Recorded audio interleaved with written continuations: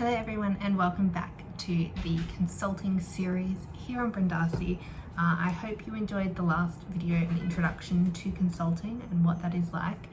In today's video, I'm going to be sharing my consulting story and how I got into consulting at 19.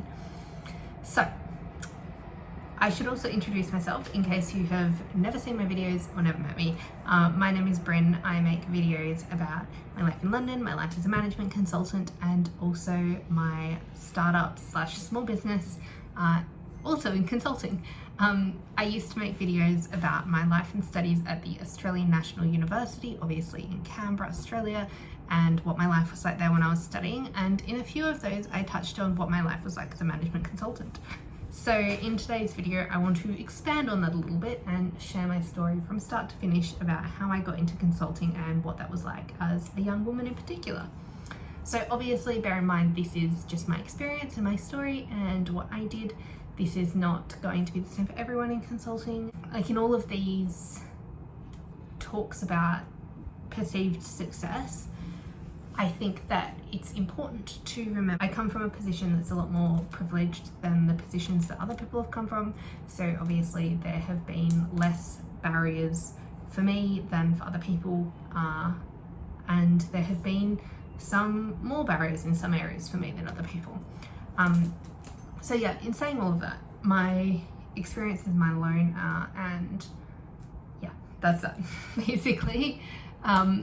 If you are interested in getting into consulting, industry mentoring, so if you're a young person who thinks that they might want to join a consultancy and you want someone who's in the industry to mentor you, just reach out via the email below and I will get back to you with some stuff.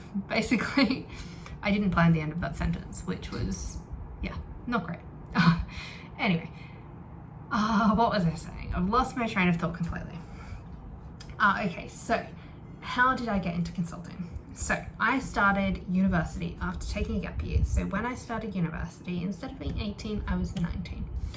And I was 19 turning 20. So for me, being in university, there was clearly lots of options of things that I could do in my life. And particularly with the degree that I chose, I did international relations.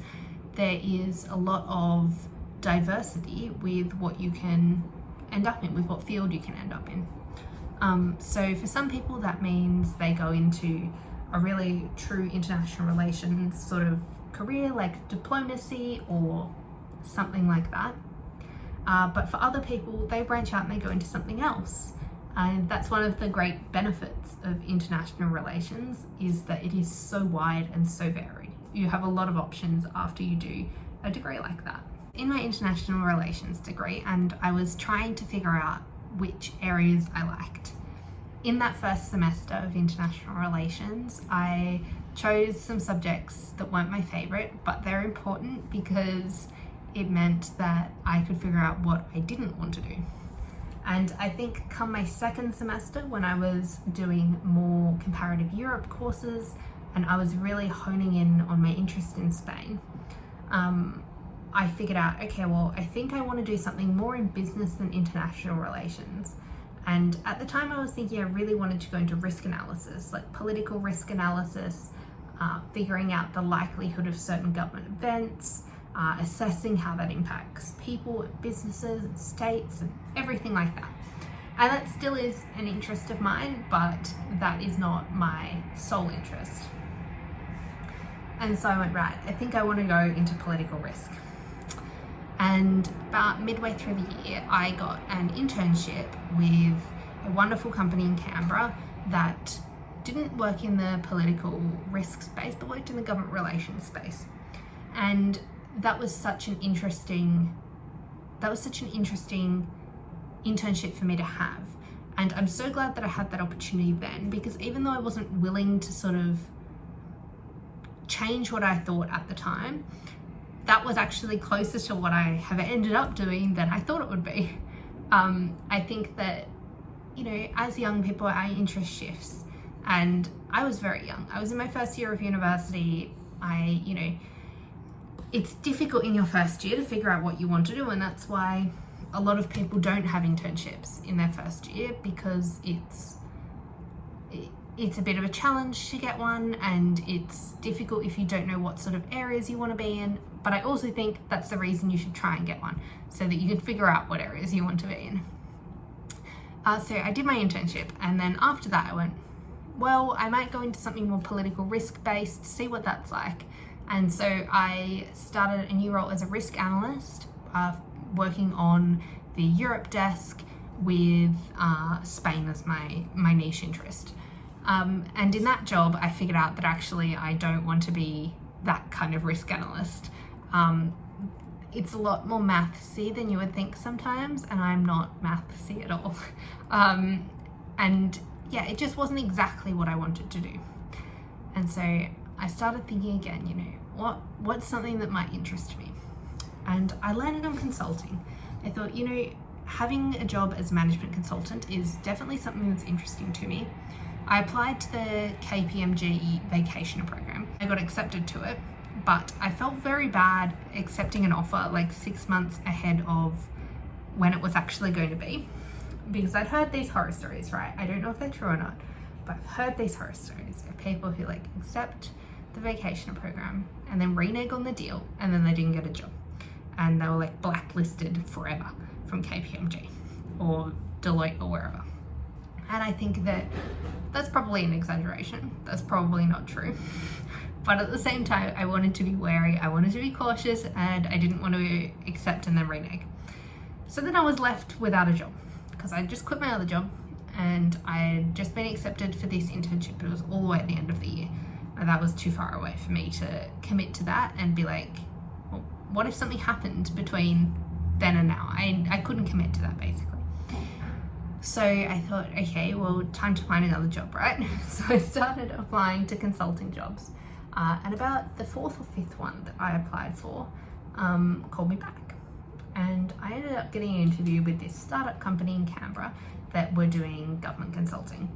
Now, the type of consulting that they did was in an area that I was not so familiar with. It was definitely not my specialty or my area of interest.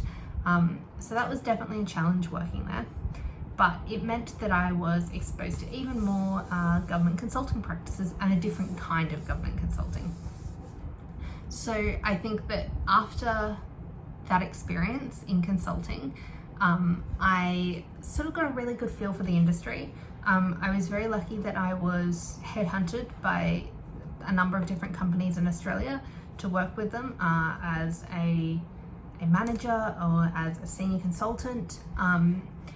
Simply because I had all of this experience at other jobs and because of the job market in Australia.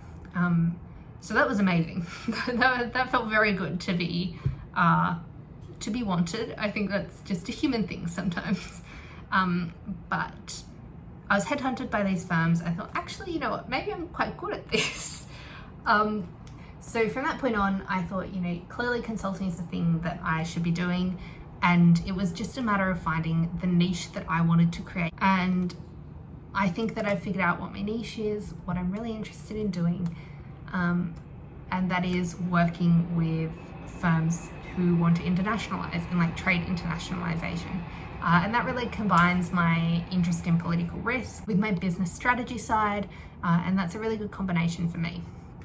Now, alongside that, I've also done a number of other sort of subcontracting consulting projects and other consulting projects that have meant that I've got experience across a whole lot of industries.